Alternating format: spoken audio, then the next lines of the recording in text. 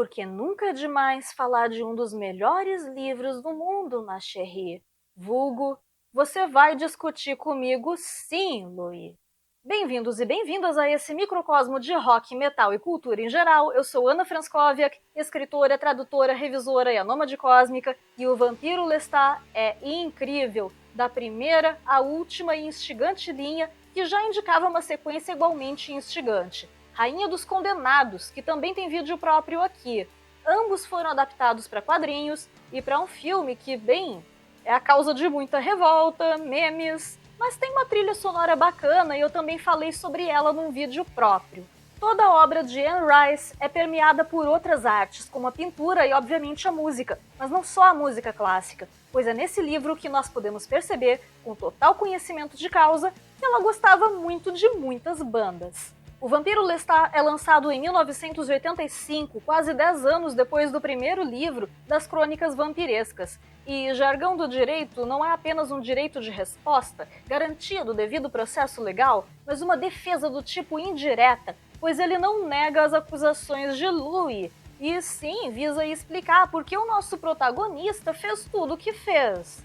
Lestat de Liancourt é uma personagem viva, complexa, tem até data de nascimento determinada, 7 de novembro, mesma data de Stan Rice, poeta, pintor, professor e esposo da Anne. E ela podia ter dado a ele, uma das suas criaturas mais célebres, as mais diversas ocupações, todas de acordo com a sua personalidade, por exemplo, modelo, ator, mas escolheu a de vocalista e de uma banda de rock, e mais do que isso, foi esse estilo musical que o tirou do chamado modo subterrâneo, no qual ele se encontrava há décadas, depois do término de Entrevista com o Vampiro.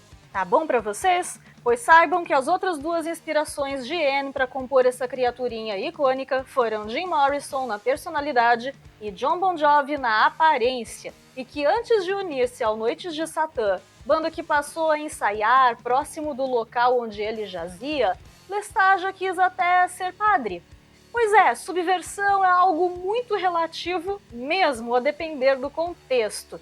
Digamos apenas que ele sempre quis fazer a diferença, ser o melhor, fazer algo bem feito, mesmo que aquilo que ele viesse a fazer não fosse tão bom assim.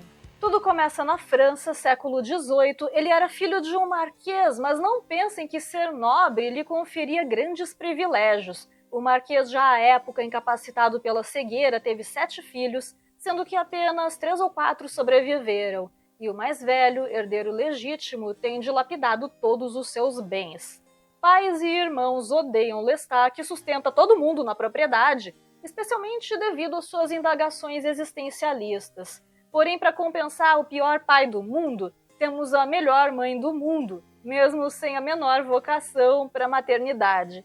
A relação de Lestat e Gabrielle proporciona alguns dos momentos mais belos de uma história repleta de momentos belos e citações profundas a cada página. É interessantíssima nos seus altos e baixos, e ela é uma das personagens mais magníficas que eu já encontrei no livro.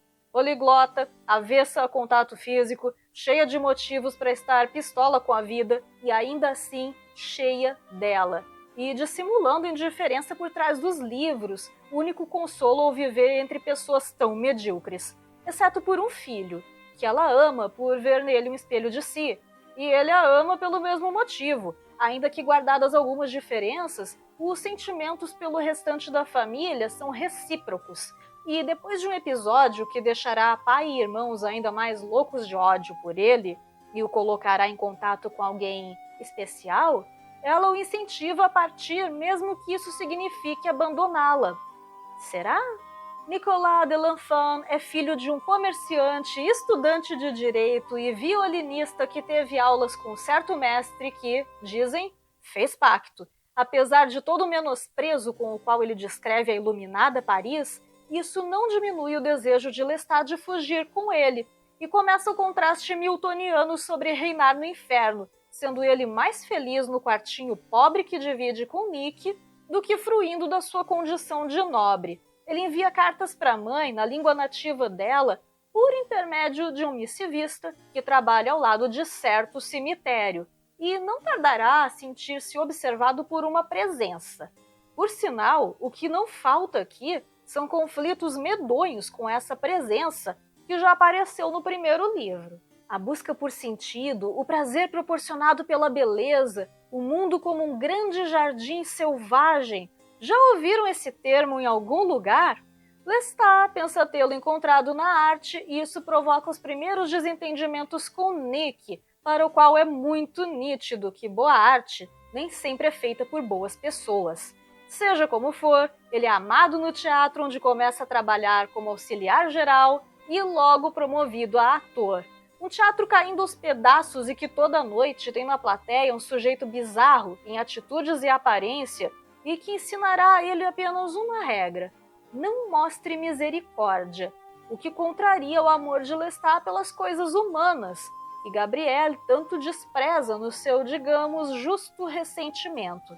Outro ensinamento explícito dessa obra é que aparências enganam, especialmente se tratando do povo da lua e das estrelas, onde uma mulher de mais ou menos 50 anos pode ser uma recém-nascida, e um aparentemente jovem de 17 anos pode, na verdade, ter 500.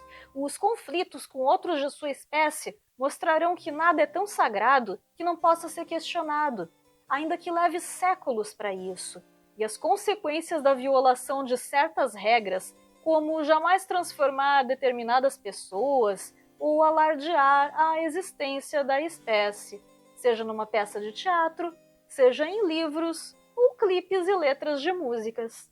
O Vampiro Lestat nos mostra uma das cenas mais belas de toda a ficção, o nascimento ou renascimento do teatro dos vampiros, que passaria a ser povoado por imitações da vida que passariam a imitá-la também na arte, diante dos olhos estupefatos de uma plateia que nem desconfiaria daquele cancro no coração de uma rosa.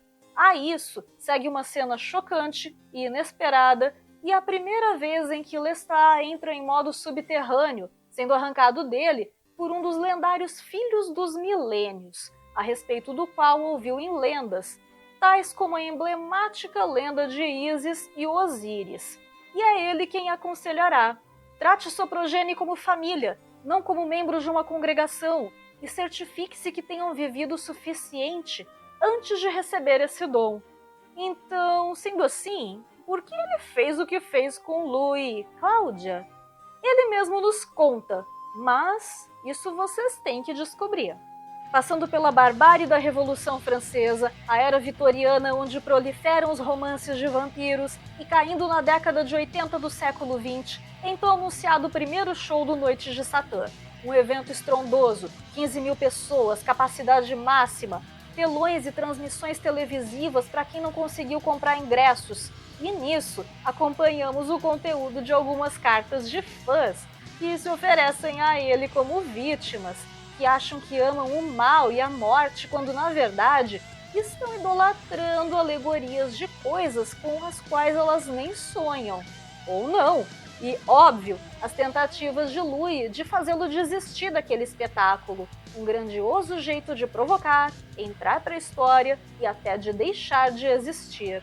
Eu realmente gostaria de ver as letras das músicas ganhando melodias numa adaptação audiovisual. Por mais que Lestat ame estar em evidência e que a partir desse romance ele tenha começado a roubar o protagonismo das crônicas aos poucos, existe mais algo ou alguém que protagoniza essa história tornando-a tão rica. A arte, especialmente a música, seja o violino de Nick ou o som do Noites de Satã, com ou sem Lestat na formação. É ela que desassossega, denuncia, arranca seres vivos de seus longos tormentos e desperta poderes ancestrais quando ninguém pensava que isso fosse possível. Tal como Nick diria, só impossíveis podem fazer o impossível. Apesar da aparência, Lestat não é assim tão diferente da criatura de Frankenstein que ansiava por uma companhia para cruzar os oceanos do tempo em sua condição peculiar. Mas como diria um dos responsáveis por ele ser como é, a música é sua única amiga até o fim. E falando nela, como vocês imaginam tanto a música quanto a estética do Noites de Satã?